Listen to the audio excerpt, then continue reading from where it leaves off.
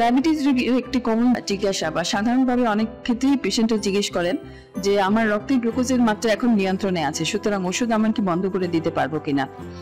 তাদেরকে একটা গুরুত্বপূর্ণ কথা মনে রাখতে হবে, যে ওষুধটা বা যে ইনসুলিনটা উনি এখন পাচ্ছেন এটা দিয়েই কিন্তু ডায়াবেটিস নিয়ন্ত্রণে আছে।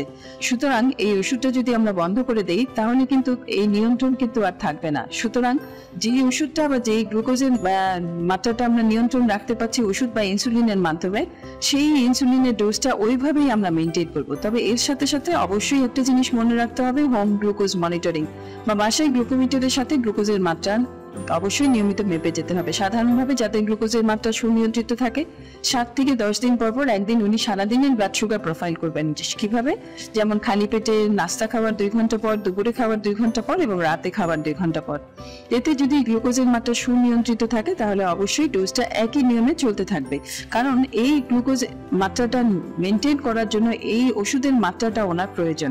সুতরাং যখন ডায়াবেটিস কন্ট্রোলে থাকবে অবশ্যই সেই নির্দিষ্ট নিয়ম অনুসারে সেই ইনসুলিন বা ওষুধের মুখে খাওয়ার ওষুধের মাত্রাটা মেনটেন করে চলতে হবে।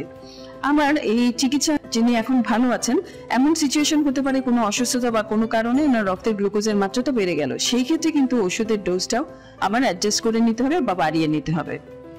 যারা ইনসুলিন নিচ্ছেন অবশ্যই তাদের এই ব্যাপারে খুব ক্লিয়ার আইডিয়া থাকতে হবে যে কিভাবে রক্তের গ্লুকোজের মাত্রা বাড়া বা কমার সাথে সাথে ইনসুলিনের মাত্রা কমানো বা বাড়ানো লাগবে। সুতরাং ডাক্তারের পরামর্শ নিতে হবে এবং এই ব্যাপারে যথেষ্ট এডুকেটেড হতে হবে যে কিভাবে রক্তের গ্লুকোজের মাত্রাটাকে স্বাভাবিক রাখার জন্য ওষুধের ডোজ অ্যাডজাস্ট করবেন।